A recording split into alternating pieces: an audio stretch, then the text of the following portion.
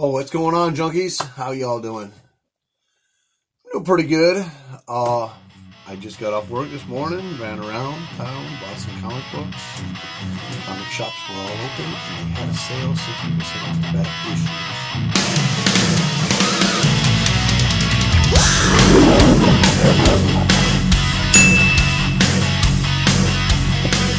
Now with that, if you watched the last episode, maybe the last one, I got these in the last few months. Now we got bronze, we got golden age in here, we got some moderns. And then you can see this, I believe, is an AOK. I don't know who it's from because I know I have two coming. There's no identifying information on the box to which AOK it is. And we're probably going to open one of these first. I have no idea what these are. I mean, I know what I bought, I just don't know which one's which. And then I got my first slab in. Scarce, rare copy of Superman Volume 275, third print newsstand copy. And I got a 7.0 on it, which I'm warming up to. But anyways, I'm just trying to play these next videos by ear, not planning on what I'm going to do. I think it makes it a little bit funner that way. So how about we'll open this first and we'll see what I got. And this looks like it's packed really well, which I'm glad, because in the last video, the first two I opened, similar to this, not packed very well. So, my wife gave me permission to use this knife. So, I told her, I promised her I wouldn't be a danger to myself. So, you guys cheap like me, you reuse your Geminis, because I do. Man, these things are expensive. Might as well. Now this one is packed really, really good, and I like that. And hopefully that tells me that this might be the better of whatever books that I bought. I have no idea. I spent I paid off some bills, and then I treated myself to a couple $100 to buy some comic books. I did have a good week last week as far as pay goes, and had another couple $100 to buy some books. I got a huge, timely Golden Age book on its way with some deals that came with it. Can't wait to get that. And also, I bought a couple slabs of some early DC comic books from the 1940s. So, what is this book? Oh, yeah. Now, you're not going to believe what I paid for this book. And when I looked at it, I was like, it said that it had water damage. When I looked at it, I couldn't see any staining, but it looked rippled. And I'm like, if it's rippled, I have not a problem with it. I had pushed this in the press for a couple minutes and let it sit in the cold press for about 6 hours or more, and this thing will be flat as a pancake. So you're not going to believe what I paid for this. I couldn't believe what I paid for it. So let me show it, and then I'll tell you. And I was going to send a message to the seller, but I'll tell you what message I was going to send them. But anyways, I paid $12 for this. Look at that. So I was going to send a message to the seller.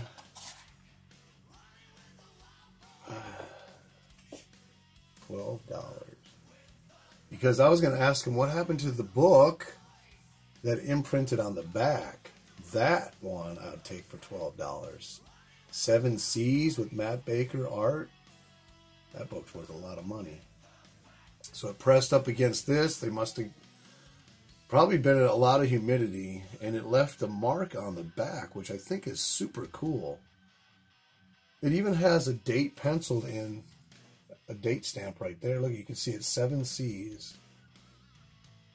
Type in Google, put 7 C's Comics, Golden Age, and look at those covers. They're really beautiful. So, yeah, this is definitely low grade. I mean, it has, like, a cut or tear or whatever it is all the way through up here. It's all there. It's all attached. Centerfold's there, $12. I was like, no brainer. And this was early in the morning. I just logged on, and this cover looks pretty flat, too.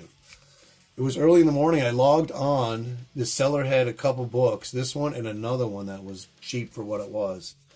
And maybe it's this next one. We're going to look. We're going to find out. I'm going to save this backboard. Get rid of the bag, though.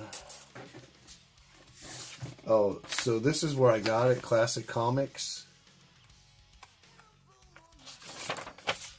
Comics, toys, t-shirts, statues, and more. Customer service is our number one priority. Never miss a comic again. Always get your comics in collector condition. Get 25% off your comics. Our website is currently being retooled. I'm going to go check them out because I still got some more money. I actually bought another Golden Age DC book this morning while I was out shopping, checking new listings. It was $49.99 for an All-Star Comics, number 41. A low grade, but hey. So, what the hell was I going to say? I forgot. So let's open this one and we'll see what this one is. I love being, it's like Christmas. I actually took some of my money from the stimulus also and got me a live stream microphone and webcam. Oh, here's what I'm drinking. My wife has got me hooked on these things, these kombuchas. This golden pineapple is the best one out of all of them. And you tip them upside down like this, and the sediment, all the stuff, you let it fall. You can't shake it, otherwise it'll explode when you open it. But these good things are so good for digestion, especially if you eat like a big full meal. Take one of these and drink it afterwards. Oh, and it really settles your stomach. I like that one because it tastes just like a pineapple freshly cut. Okay, what is this book?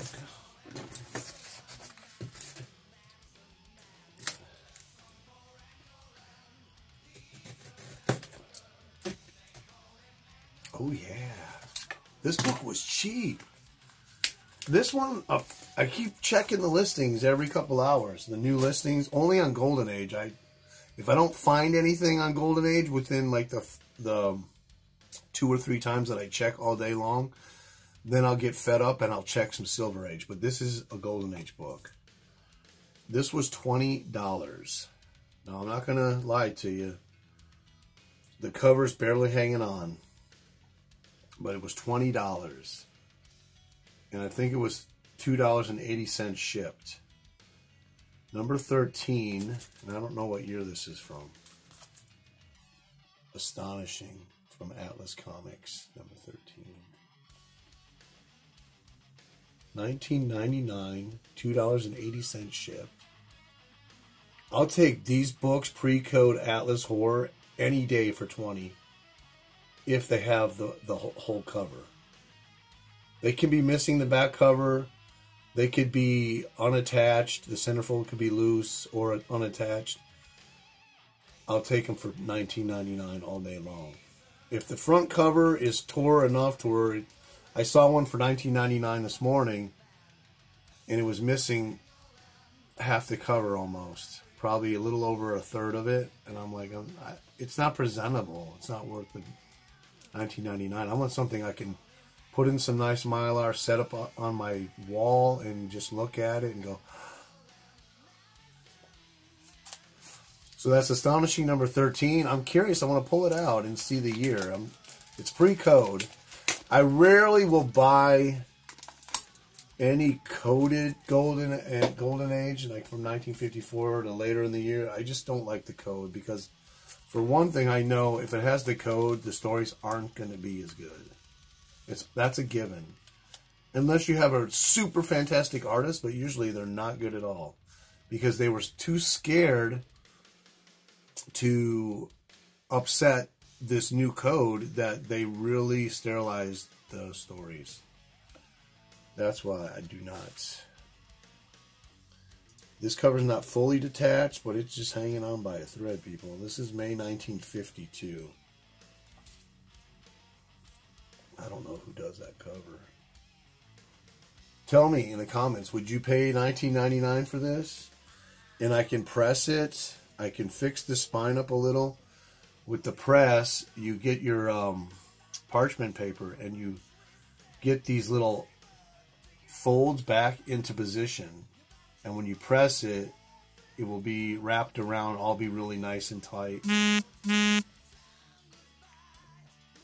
And before I forget, because I forgot last video, I want to say congratulations to Bubs. He just passed his 1,000 subs, which is really cool. I'm thinking about doing a contest to get up to my 700. So let's do a little bit of looking at some books. So the comic shops were open. They had a 60% off sale. They had a lot of good Thors in nice shape. The only thing is I already had them all. I didn't have this issue. Nice Gil Kane cover. $2.12. They had $12 on it, so it ended up being what, $5 or something like that. And this is from June 1973. Jerry Conway on the scripts. And then you got Don Perlin and John Buscema doing art inside. So you know that this book is going to be really, really good. And then you got Frank. I looked up how to pronounce his name. Giosoia? I don't remember. It's Argentinian. But the cool thing about him is I did a little research on him, and he's the cover inker. He inks the cover. And he did a lot of Marvel work in the Bronze Age. But he quit school and went to work. Timely hired him and Carmen Infantino. It was both of their first jobs in comics. On USA Comics, August 1941. And they did a story in the issue called Jack Frost. But the thing is that Carmen Infantino was still in school too, and he went to his dad and he said, "Dad, I got this opportunity to go work in the comic book industry. I already have a job, and I want to quit school." And his dad said, "No way, you're not quitting school." But anyways, Frank did leave school and did go to work for Timely. So Carmen had to wait till he graduated the next year. I thought that was really cool. This book was, oh man, how much was this? $1.75 with the discount. So I think like $5. Whatever 60% off $5 is. And this is, of course, Black Panther #4, Jack Kirby scripts. And this also on the cover inks is Frank Giosia. I think how they say it. Frank Giosia. So he does inks on both these covers. And then you got Mike Royer doing interior inks inside over Kirby's pencils. And you know, I want to shout out Captain Strangelove because he's the one that got me to really look at who these artists are, these inkers, and look into their history and to learn a little bit about them. We're closing in on 14 minutes, so we're going to just end it with this one, but this is number 10. Black Panther. So I almost have the run. I have 4 more to go and finish the run. I do have number 1. This is from July 1978. Again, Jack Kirby scripts, art, cover pencils. Now Joe Sinnott does the scripts on here. I mean, does the inks. And you can tell very subtly the Frank's inks kind of smooth out Jack's pencils just a little bit. Where Joe Sinnott has probably been inking Kirby a lot longer since the Fantastic Four days. It's really left in the raw angles of Kirby's art. Now it's all opinion on my part. But that's what it looks like to me. That's how I see it. Anyways, this is Nighttiger Comics. Stay tuned for the next video. I got a lot to share. Hope you're interested in it. Stuff's coming into the comic room faster than I can unbox it these days because work is just booming. And since it's booming, I got a little bit of money. And what do you do when you have money and you're a comic nerd? You just buy too many comics. So, guys, appreciate it. Take care.